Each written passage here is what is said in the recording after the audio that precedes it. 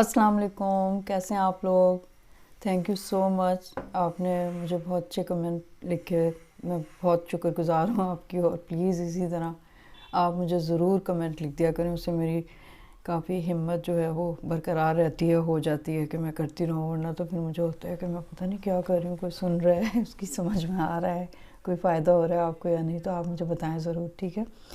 अच्छा, हम लोग कर रहे थे लॉन्ग केस ऑफ लुकीमिया, तो उसमें हमने 3 कर लिया। अब हमारा लास्ट रहता है क्रोनिक लिम्फोसिटिक लुकीमिया, ठीक है। तो वो आज हम डिस्कस कर लेते हैं। अच्छा, इसमें जो है कि क्रोनिक लिम्फोसिटिक लुकीमिया जो है ना, एक मोनोक्लोनल प्रोलिफरेशन है मैच्योर बी लिम्फोसाइट्स की। और उसको डिफ़ाइन किया जाता है absolute number of malignant sales in the blood कितने होते हैं, 5 × 10⁻⁹ पर ml ऑफ ब्लड, अगर इतने हो जाएं। और अगर ये मैलिग्नेंट बी सेल्स जो हैं अंडर दिस काउंट हो, यानी इससे कम हो, विदाउट नोडल स्प्लीनिक और liver enlargement and absent cytopenia, तो उसको हम कहते हैं प्रीकर्सर ऑफ दिस डिजीज़, यानी कि क्रोनिक लिम्फोसिटिक लुकीमिया। उसको हम कहते हैं मोनोक्लोनल बी सेल लिम्फोसाइटोसिस, यानी कि MBL, ठीक है।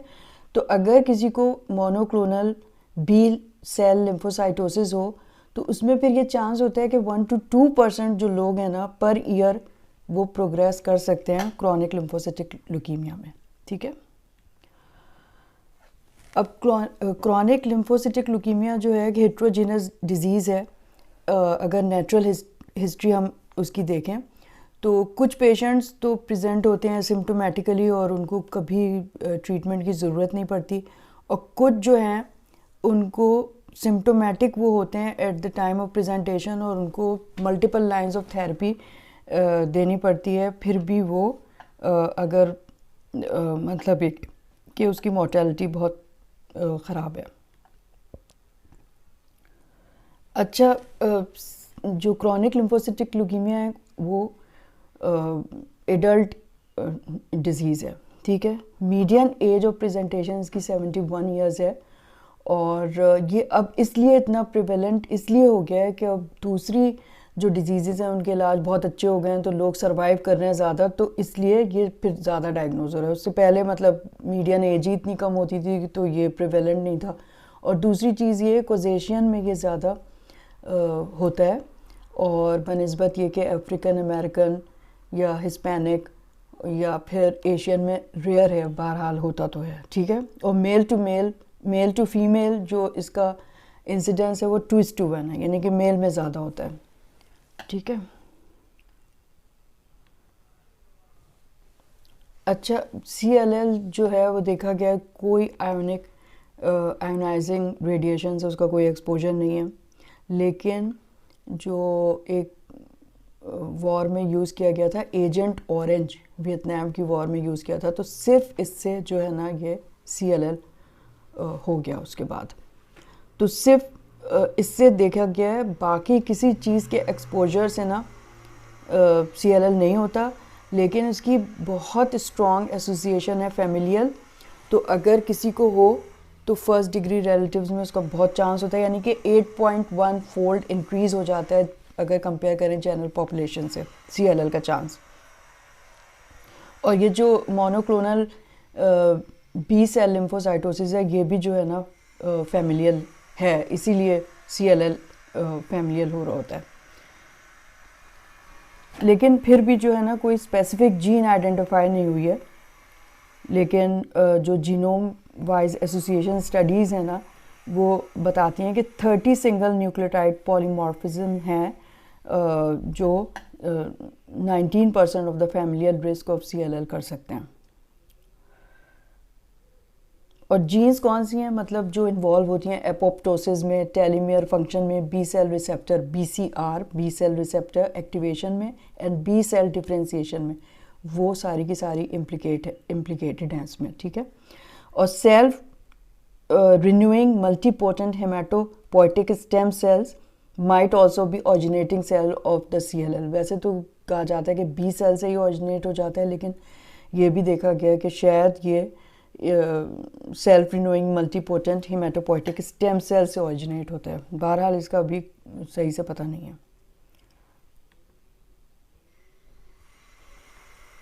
अच्छा, बी सेल रिसेप्टर की ना सिग्नलिंग होती है क्रॉनिक लिम्फोसिटिक ल्यूकीमिया में। तो CLL has distinct BCR signaling as compared to normal B cells, which is characterized by low-level IgM expression, variable response to antigen stimulation, and tonic activation of anti-apoptotic signaling pathway that promote tumor survival. Fitting with the role of BCR signaling in CLL, one of the most influential prognostic factors identified is the mutational status of the immunoglobulin heavy chain variable region. अब आपको पता होना चाहिए कि antibody का Y shape structure होता है ना एंटीबॉडी, तो उसका एक वेरिएबल पोर्शन होता है, एक कांस्टेंट पोर्शन होता है। वेरिएबल पोर्शन जो है वो अकॉर्डिंग टू द जिसके लिए वो स्पेसिफिक होता है जिस एंटीजन के लिए, उसके लिहाज से वो वेरिएबल है। बाकी जो कैरेक्टरिस्टिक हैं वो जो कांस्टेंट पोर्शन है ना वो एग्जिबिट करता है एंटीजन का। तो उसमें जो उसके आर्म्स हैं, मतलब 2 हैवी चेन्स और 2 लाइट चेन से बनी हुई है ना इम्यूनोग्लोबुलिन। तो इसमें क्या होता है CLL में कि इम्यूनोग्लोबुलिन हैवी चेन रीजन जो है ना उसमें प्रॉब्लम है। तो during normal B cell maturation the variable region of the immunoglobulin heavy chain undergoes somatic hypermutation. In CLL, 60% of the patient have IgHV यानी immunoglobulin heavy chain that is variable region जो है that is more than 2% mutated from the germline. This may indicate a more mature post-germinal center progenitor and typically associated with more indolent disease course. जो मैंने बताया था ना कि कुछ patient होते हैं जिनको कभी ट्रीटमेंट की ज़रूरत नहीं होती, वो एसिम्प्टोमेटिक रहते हैं, उनको इंडोलेंट डिजीज़ होती है। कन्वर्सली 40% पेशेंट जो हैं they will have immunoglobulin heavy chain variable more than 2%। अच्छा, वो लेस देन 2% होगा, मैंने गलती से मोर देन 2% रख दिया। More than 2% mutated from germ line which is associated with more rapid progression of the disease with short survival. अभी ठीक कर देती हूँ मैं इसको।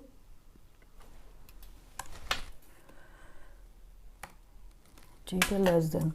तो rapid progression of the disease with short survival prior to the era of therapeutic that target BCR यानी B cell receptor signalling.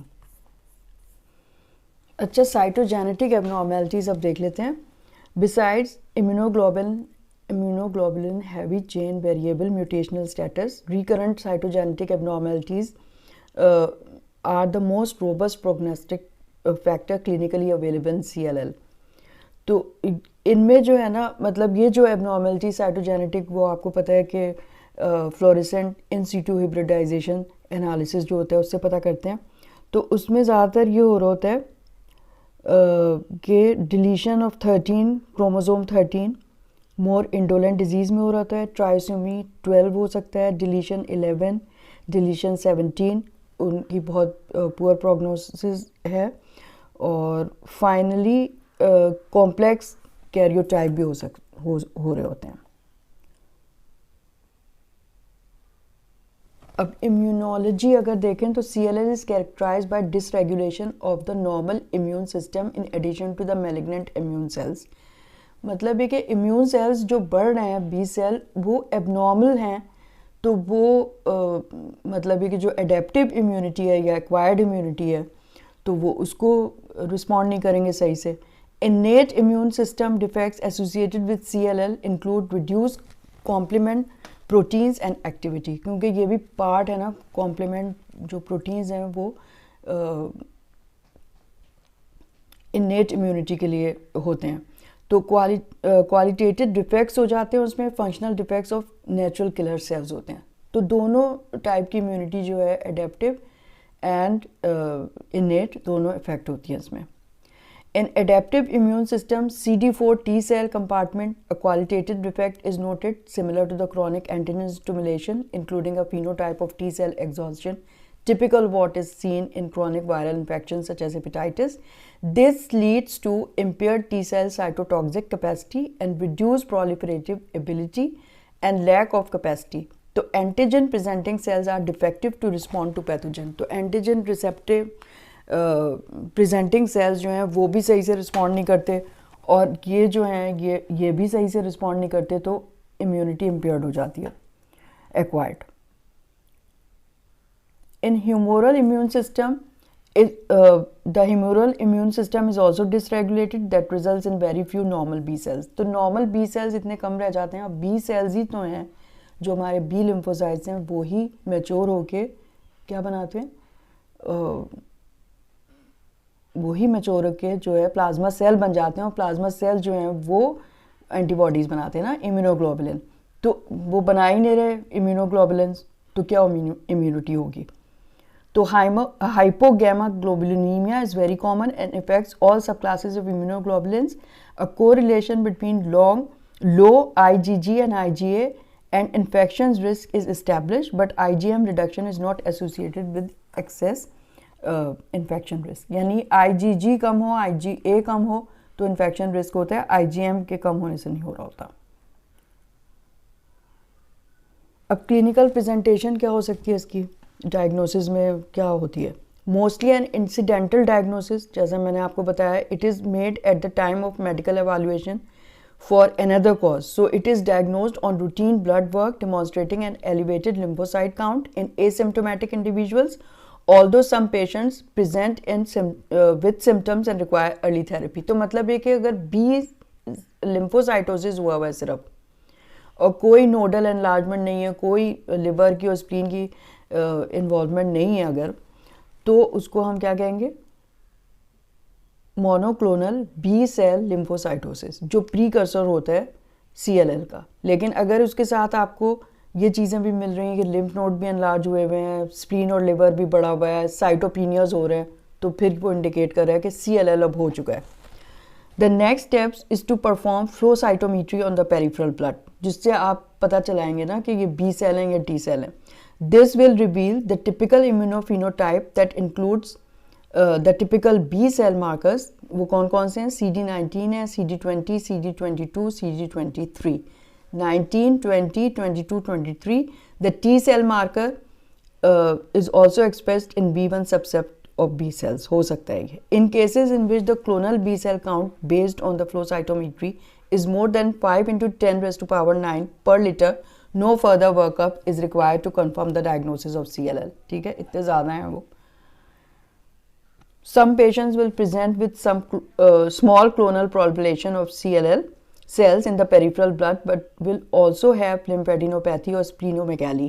In these cases, the likely diagnosis small B cell lymphocytic lymphoma, a schematic designation from CLL that notes a primarily a tissue-based disease rather than bone marrow or blood-based disease managed identically. In the later stages of the disease, there will be blood and bone marrow involvement as well. तो उसको फिर lymphocytic lymphoma बोलेंगे हम. ठीक है. अब monoclonal B cell lymphocytosis और अच्छी तरह से देख लें कि patients who do not meet the diagnostic criteria for CLL, यानी कि इतने ज़्यादा लिम्फोसाइट्स नहीं है, नोडल इन्वॉल्वमेंट नहीं है, लिवर स्प्लीन इन्वॉल्वमेंट नहीं है, साइटोपिनियाज भी नहीं हो रहे हैं, सिर्फ लिम्फोसाइट्स बड़े में अगर, तो it is based on the quantification of the clonal B cells in the peripheral blood and who do not have signs of CLL including lymphadenopathy, organomegaly or cytopenias have a disorder known as monoclonal B cell lymphocytosis MBL, which is now thought to precede every case of CLL. इसी से होता है, यानी कि जैसे हमने पहले discuss किया था कि 1 to 2% पर ईयर जो हैं लोग वो CLL डेवलप कर जाते हैं MBLs के थ्रू, which is now अच्छा ठीक है, analogous to monoclonal gammopathy of uncertain significance, MGUS in myeloma. Not all MBL progress to CLL. अब सारे MBL जो है ना वो CLL में नहीं बदल जाते हैं, MGUS की तरह जैसे माइलोमा में होता है.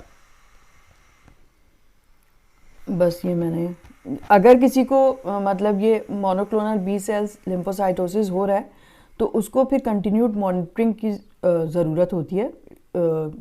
एल्डरली मैन में, फर्स्ट डिग्री रिलेटिव में अगर है तो उसमें आप को चाहिए कि फॉलो करें। रिस्क होता है 18% कि डेवलप हो जाएगा CLL।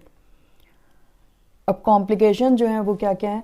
नंबर 1, जाहिर बात है कि इम्यूनिटी ही काम नहीं कर रही। आप अगर एक्वायर्ड एडेप्टिव इम्यूनिटी, तो फिर सेकेंडरी इन्फेक्शन हो सकते हैं।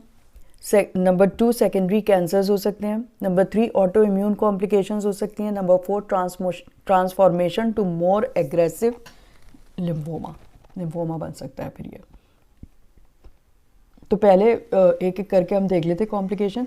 इन्फेक्शंस जो हैं, infection is the leading cause of CLL 30 to 50%. Owing to immune dysfunction, there are risk of typical and atypical infections.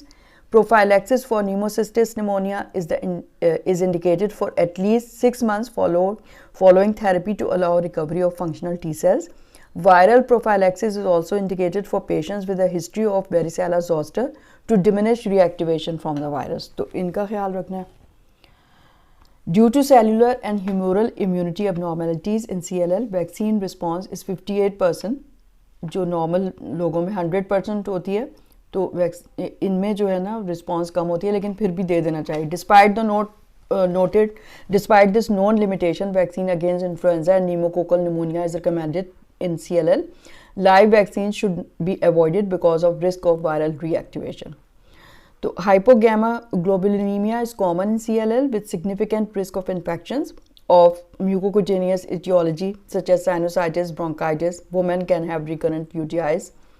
Prophylactic intravenous immunoglobulin does not improve survival but is indicated in patients with hypogammaglobulinemia who suffer from recurrent infections.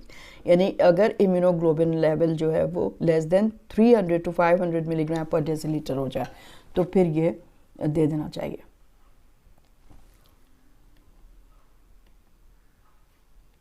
अब second है secondary malignancies. Patients with CLL are at increased risk to develop other cancers even without chemotherapy. Chemotherapy हो रही है या नहीं हो रही है, CLL में खुद ये कैपेबिलिटी है कि वो दूसरे कैंसर्स कर सकता है। The most common cancer with CLL are skin cancers, 8 to 9 fold increased risk, sunscreen when outdoor and prevention, skin examinations are advised. Other cancers are breast cancer, male gender, high beta-2 microglobulin, high LDH and chronic kidney disease are risk factors for the cancers. अगर इनमें ये हो, mail में ज़्यादा common होता है। अब number 3, autoimmune complications भी हो सकती हैं। Autoimmune complications are frequent in CLL. They include number 1, autoimmune cytopenias, number 2, autoimmune glomerulonephritis, number 3, autoimmune vasculitis, and number 4, autoimmune neuropathies. तो इनमें ऑटोइम्यून साइटोपेनियाज में सबसे कॉमन जो है ऑटोइम्यून हेमोलिटिक एनीमिया है, फिर immune thrombocytopenia in combination Evan syndrome, pure red cell aplasia मिल सकता है, रेयर है वैसे, इम्यून ग्रैनुलोसाइटोपेनिया ये भी रेयर है लेकिन हो सकता है। ऑटोइम्यून हेमोलिटिक एनीमिया अगर हो रहा है, it is antibody mediated destruction of autologous red blood cells. It is isolated anemia with an elevated reticulocyte count. ज़ाहिर है एनीमिया हो रहा है तो जल्दी जल्दी रिप्लेस होना होगा तो रेटिकुलोसाइट काउंट बन रहे होंगे। And features of hemolysis including elevated bilirubin and LDH and low haptoglobin. Detection of warm IgG antibody on the surface of the RBCs with the Coombs test confirms the diagnosis through Coombs negative cases can also occur. लेकिन ये कि Coombs negative भी हो सकता है तो Coombs test से ये डायग्नोज हो जाएगा। Immediate therapy is needed and consist of transfusion and immunosuppression with glucocorticoids. If unsuccessful then rituximab can be used. Death with uncontrolled autoimmune haemolytic anaemia can occur, यानी इतना खतरनाक है ये। अब number 2, immune thrombocytopenia. ITP is difficult to diagnose as it can be difficult to differentiate from progression of the disease due to lack of laboratory tests that identify platelets destruction from this mechanism. Signs that point toward ITP include isolated thrombocytopenia and rapid decline in platelets in the absence of an alternate etiology. A bone marrow biopsy shows normal or increased megakaryocyte can be used to confirm the diagnosis. ठीक है, तो bone marrow में ये ज़्यादा बन रहे होंगे। Treatment of ITP in CLL is instituted when platelet level drop to 20,000 to 30,000 और if evidence of bleeding complications और need for an invasive procedure. जब भी हो तो फिर आपको प्लेटलेट ट्रांसफ्यूज़ करने हैं और 30,000 तक आप दे सकते हैं। मैं तो 20,000 में नहीं रुकती भाई, 30 पे ही दे देना चाहिए। Initial therapy consist of glucocorticoids and immunoglobulin with rituximab also being an effective method. Also the thrombopoietin receptor agonist romiplastim and eltromopag are effective in this condition. ठीक है, it is important to investigate the mechanism because the approach to the therapy of autoimmune cytopenias in CLL differs from cytopenias due to marrow replacement. तो इनको identify करना यानी कि diagnose करना बहुत ज़रूरी है। अब फोर्थ जो है ना, जो सबसे इसकी एक कॉम्प्लिकेशन है वो है Richter's transformation. One of the most devastating complication of CLL is Richter's transformation which is transformation of CLL to aggressive lymphoma. ठीक है, WHO also recognizes Hodgkin's lymphoma as a variant of Richter's transformation. Its risk is 0.5 per year. B-cell pro-lymphocytic leukemia arising from CLL is also classified as Richter's transformation, but clinical features and therapy is different. अब clinical signs क्या मिलेंगे आपको Richter's transformation में? They include rapid progression in adenopathy, often in specific areas, and constitutional symptoms including fatigue, night sweats, fever and weight loss. यानी कि CLL था पहले, ये सब चीज़ें नहीं थी, एकदम से होने लगी। अगर in suspected cases the first step is आप यानी FDG PET स्कैन करवाएंगे, fluorodeoxyglucose positron emission tomography combined with computed tomography to localize an area for biopsy. पहले biopsy का एरिया आप लोकलाइज करेंगे इससे। Standardized uptake values less than 5 are consistent with CLL and can rule out Richter's transformation. SUVs more than 5 are suspicious for Richter's transformation and more than 10 are very concerning. Excisional biopsy should be done, not FNAC. यानी fine needle aspiration ना करें, आप excisional करें। फिर therapy for रिश्टर्स transformation यानी कि lymphoma, combination chemotherapy with R-CHOP यानी कि rituximab, cyclophosphamide, doxorubicin, vincristine and prednisolone, dose adjusted EPOCH-R यानी etoposide, prednisolone, vincristine, cyclophosphamide, doxorubicin and rituximab. Fit patients who achieve a response with therapy, stem cell transplantation as a possibility of long-term remission. In addition, chimeric antigen receptor T cells therapy has shown promising results. Chimeric antigen receptor T cell, ठीक है। Workup किस तरह करेंगे आप CLL का? Approach to therapy क्या होगी? It is based on typical immunophenotyping, जब आपने कर लिया कि B सेल है ये, include a detailed history of infections, family history of CLL and careful physical examination with attention to the lymph nodes, spleen and liver.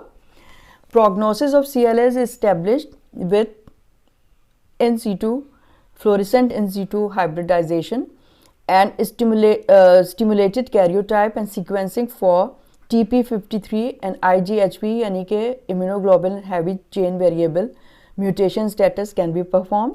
Imaging with CT scan is not necessary unless there are symptoms and concerns for intra-abdominal nodes out of proportion to peripheral nodes.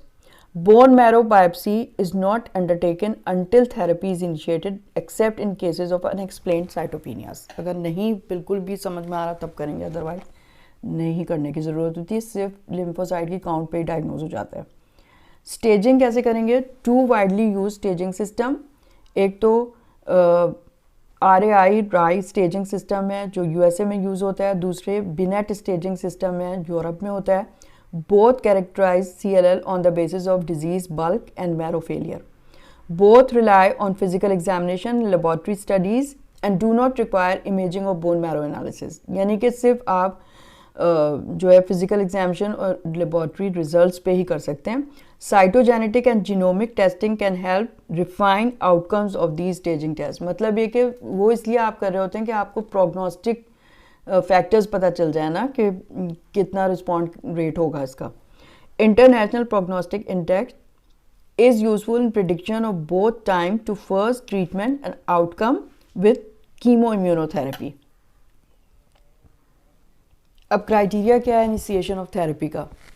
उसमें currently a watchful watching strategy is used for most patients with CLL, with therapy reserved for patients with symptomatic disease. Many trials have proved that there is no survival benefit in early treatment. तो early treat नहीं करना चाहिए.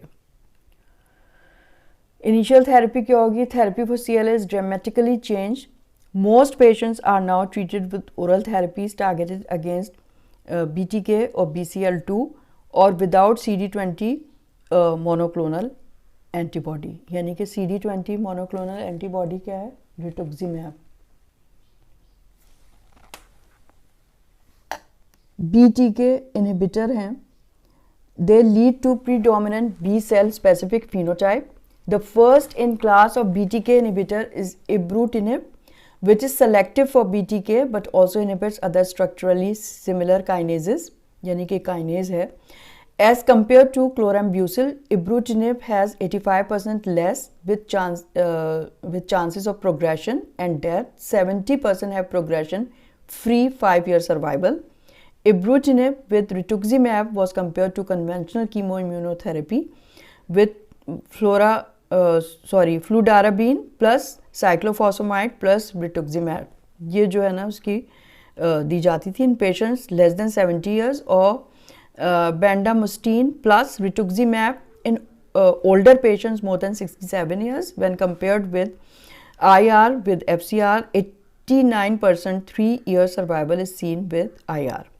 ठीक है, यानी कि ibrutinib and rituximab is IR. 24 months PFS क्या है? Progression free survival is seen with ibrutinib and rituximab as compared to the BR. BR क्या है? Bendamustine plus rituximab. Side effects of ibrutinib क्या होते हैं? Arthralgia, myalgia हो सकते हैं और diarrhea, dyspepsia, increased risk of bleeding and hypertension and atrial fibrillation ये हो सकता है. सेकेंडरी जनरेशन BTK इनहिबिटर्स हैं ब्रूटिनिब के अलावा. वो कौन से? एक आला ब्रूटिनिब alone or with obinutuzumab were compared with chlorambucil plus obinutuzumab showed superior 30-month progression free survival that was 90%. अब दूसरे हैं BCL. एक तो ये आपने काइनेज इनहिबिटर्स देती है ना BTK और दूसरे BCL2 इनहिबिटर्स होते हैं. तो venetoclax is an only bioavailable selective inhibitor of anti-apoptotic protein BCL2 which is upregulated in chronic lymphocytic leukemia. Venetoclax plus obinutuzumab is administered continuously for 1 year fixed duration. At 3-year follow-up, progression-free survival was 82%, much better than chlorambucil plus obinutuzumab. 50% था उसका 80% है. Side effects are tumor lysis syndrome, neutropenia and nausea. अब एक होता है P13K inhibitors. तो inhibitors of P13K delta work in CLL due to specificity of the delta isoform for B lymphocytes. Two agents जो हैं Edilalizib and Duvilizib are approved for relapsed CLL. अगर दोबारा हो गया relapse हो गया उसका तो फिर ये दे सकते हैं. Toxicities of Edilalizib and Duvilizib include pneumonitis, diarrhea, colitis and transaminitis. Second generation P13K inhibitor umbralisib with anti CD20 यानी कि रिटुक्सीमैब और ublituximab is 61%, then chlorambucil plus obinutuzumab that is 40%. Relapse अगर CLL हो जाए तो उसकी थेरेपी क्या होगी? Currently the mainstay of treatment for relapse CLL are the same classes as initial therapy. The optimal sequencing of targeted agents in CLL has not been established. However, the available data suggests that the sequence of either BTK inhibitor and then BCL2 inhibitor or the reverse are both acceptable.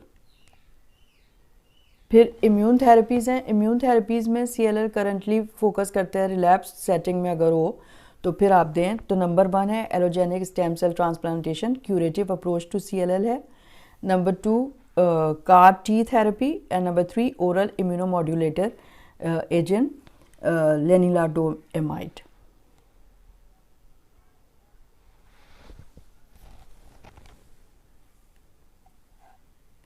Assessment response to therapy and minimal residual disease CLL में ज़ाहिर बात है कि आप monitor करते रहते हैं ना, तो फिर आप देखेंगे कि following the completion of therapy response is initially assessed using typical physical examination and laboratory studies. If residual disease is not detected using these methodologies, CT scan are used to assess response. Bone marrow biopsies with flow cytometry are indicated if no disease is detected to confirm complete response. जब वैसे detect ना हो तो फिर आप bone marrow biopsy करें. Complete tumor eradication associated with long term survival. In CLL, if no malignant cells can be detected in the bone marrow, down to a level of 1 CLL cell in 10 leukocytes, 0.01%, the patient is said to be negative for minimal residual disease. ठीक है, minimal residual disease. अब conclusion क्या है कि CLL is treated only when it becomes symptomatic. अगर asymptomatic है तो आपको treat करने की ज़रूरत नहीं है. At the time of therapy, FCR chemoimmunotherapy in a small subset of young patients with very good risk CLL is potentially curable. In the majority of the patients with symptomatic CLL, targeted therapy directed at BTK or BCL2 can produce remissions and allow the patients many years of disease-free survival. ठीक है, that is the end of this discussion. तो I hope कि आपको इससे कुछ help मिली होगी. ज़रूर मुझे आप कमेंट कीजिएगा, बताइएगा. तो आज हमने पूरा लुकीमिया जो है ना सारा कर लिया, हो गया. अब नेक्स्ट टाइम से मैं आपको कोई और लॉन्ग केस या फिर MCQ डिस्कशन करेंगे. ठीक है, all right. Thank you so much. खुदा हाफिज़.